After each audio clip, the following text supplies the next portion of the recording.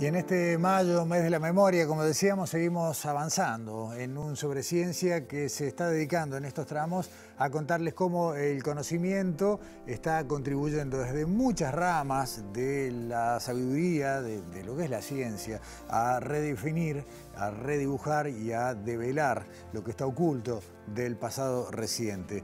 Vamos a detenernos ahora en lo que es la tarea en nuestro país y estuvo trabajando en eso Daniela Hirschfeld, a quien ya le damos la bienvenida e incorporamos en esta edición de Sobre Ciencia. Daniela, ¿cómo andás? Buenas noches. Buenas noches, Gustavo. Buenas noches a todos.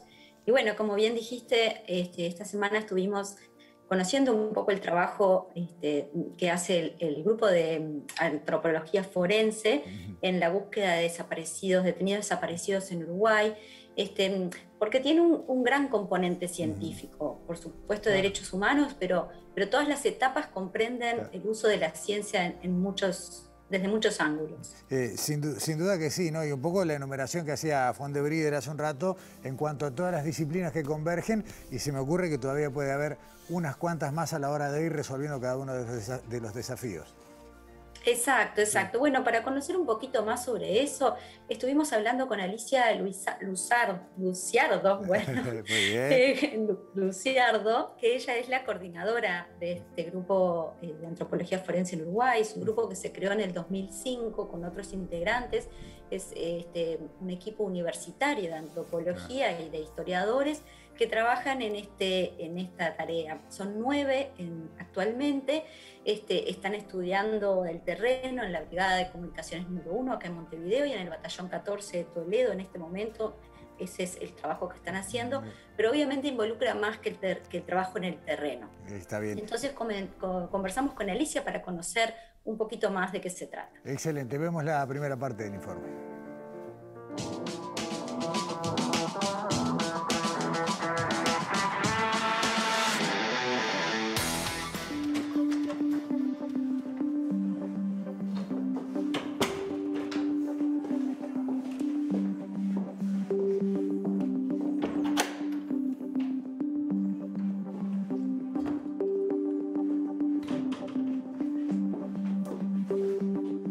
El equipo de antropólogos que trabaja en el marco de la búsqueda de detenidos desaparecidos, en este momento bajo la coordinación de la Institución Nacional de Derechos Humanos, está integrado por 9 personas. Estos 9 compañeros provienen todos de la Facultad de Humanidades y Ciencias de la Educación, de la carrera de Ciencias Antropológicas, con determinadas concentraciones en arqueología o en antropología biológica. El objetivo de este grupo es colaborar en la ubicación o el destino final que pudieron tener los cuerpos de aquellas personas que fueron detenidas en la época de la dictadura y que no fueron vistas nunca más, la figura del desaparecido. La búsqueda la realizamos para aquellos casos en los que la hipótesis es que el destino final haya sido en el territorio uruguayo. Nuestra tarea es aplicar la ciencia para ver de qué manera podemos ayudar a ubicar el lugar donde puedan haber estado enterradas estas personas, para poder recuperar los restos de manera científica, aportando todos los elementos contextuales que rodean a una fosa clandestina y que permiten una interpretación de cuál fue la causa de muerte, cuáles fueron los últimos momentos en vida de esta persona, reconstruir ese momento y colaborar con la justicia a la hora de cerrar una investigación de una muerte o de un asesinato. El trabajo del equipo sigue la línea de los otros equipos de la región. Esa tradición latinoamericana tiene que ver con unir 3 ramas de la antropología social, la biológica y la arqueología. El trabajo de la antropología forense implica 3 etapas: investigación forense preliminar, abordaje de campo o arqueológico y análisis de laboratorio.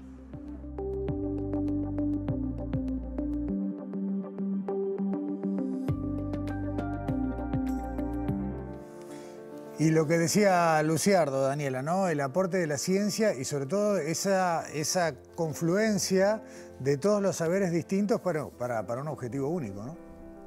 Exacto, exacto. Ella fue contando un poco cómo las diferentes disciplinas se van retroalimentando, y un poco eso es lo que forma también lo que distingue a la carrera de muchos de los que integran, de la mayoría en realidad de los que integran actualmente el equipo de antropología forense. Son todos egresados de la licenciatura en Ciencias Antropológicas de la Facultad de Humanidades, que, como contaba Alicia, tiene 3 orientaciones: antropología biológica, antropología social y arqueología. Y justamente la antropología forense combina los saberes de estas 3 áreas para aplicarlo en las diferentes etapas, en esas 3 etapas que Alicia al final del tape anterior contaba y que ahora vamos a ir viendo en profundidad. Para eso, para empezar a hablar de esas etapas, hablamos con Matías López, que es integrante del equipo, y justamente él tiene un perfil más arqueológico.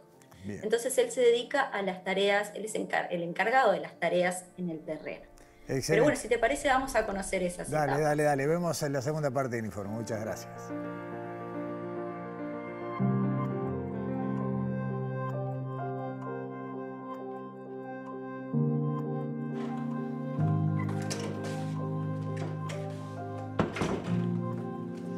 La primera etapa se llama las tareas preliminares.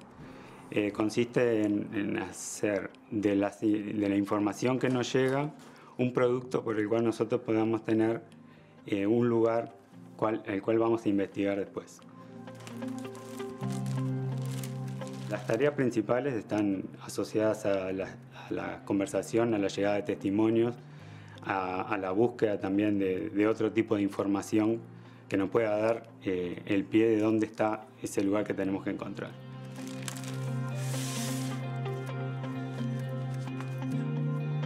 Cuando llega el testimonio, lo que se hace es tratar de corroborar esa información que nos está llegando para ver, en primer lugar, si es fidedigna, si vale la pena seguir investigando y profundizando sobre ella. Y en caso de que se considere que sí, que vale la pena, empieza a juntarse información que proviene de distintos lugares. Puede ser desde libros de historia, puede ser desde imágenes satelitales, fotos aéreas, conversaciones con otras personas que hayan estado vinculadas a ese testimonio. En fin, son muchas las fuentes de las cuales nos nutrimos para llegar a como cerrar un lugar donde después se va a investigar o se va a intervenir arqueológicamente.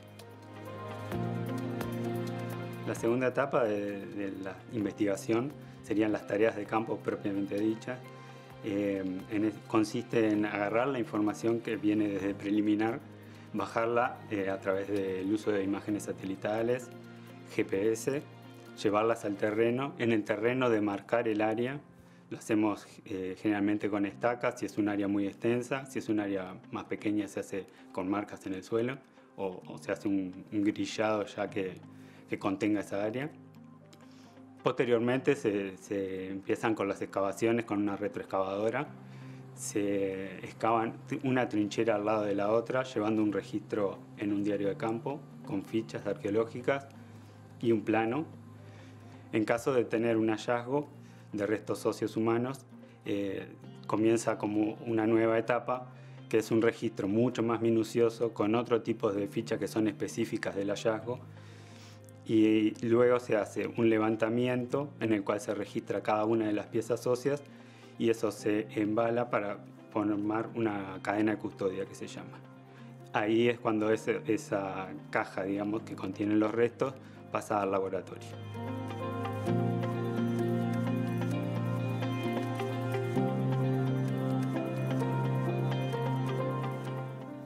Bárbaro, Daniela, y ahí veíamos además la ilustración en terreno real, ¿no? Porque esas imágenes que se veían en la pantalla corresponden a una unidad militar en la que se está buscando rastros de detenidos desaparecidos.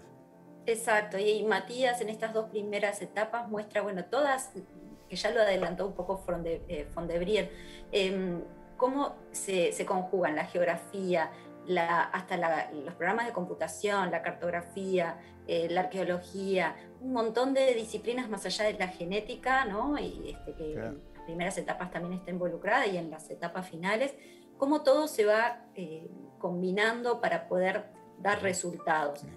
Que en el mejor de los casos estas 2 etapas que comentó Matías terminan en una tercera, que es efectivamente el análisis en laboratorio de los restos óseos en el caso de que se encuentren, ¿no? Esa tarea ahora nos la va a contar Alicia, porque también involucra a más personas. Entonces, en esta tercera etapa, Alicia nos va a contar en qué consiste, con quién trabaja el equipo de antropólogos cuando finalmente se pueden encontrar restos, y todos cómo se combinan para el objetivo final, que es obviamente saber quién era esa persona y cómo murió. Bárbaro, vemos la última parte del informe. Daniela, muchas gracias.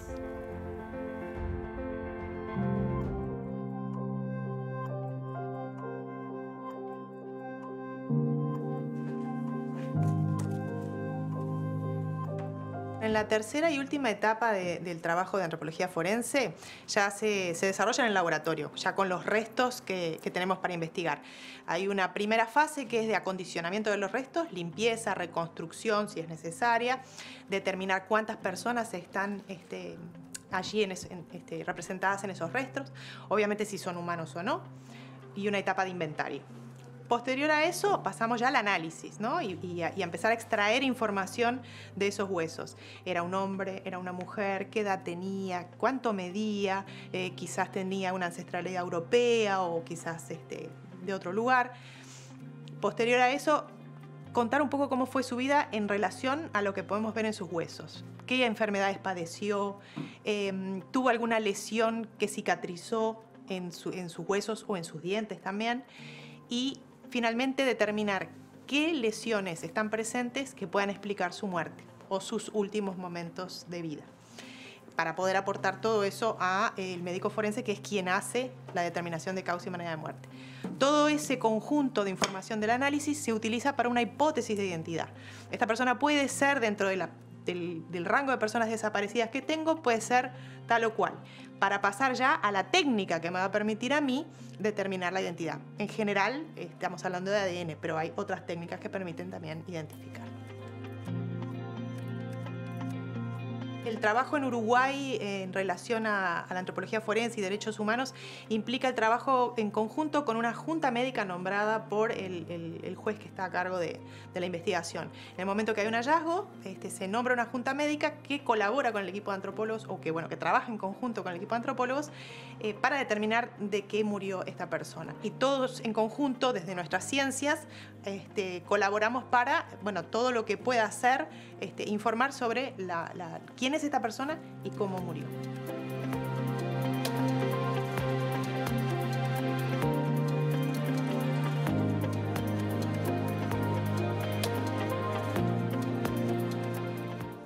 Daniela, toda una tarea que arranca, como decíamos, ¿no? En ese trabajo prácticamente documental, al cual le vamos a echar luz dentro de un ratito también, porque hay todavía etapas previas para llegar hasta este final, ¿no? A la posibilidad de identificación de los restos. Exacto. Y recordemos entonces que detrás de todo este trabajo, que obviamente es muy doloroso, pero hay científicos que aplican sus conocimientos a poder darle una respuesta a las personas que lo están buscando. Entonces es bien interesante la carrera como formación y toda la aplicación del conocimiento en particular.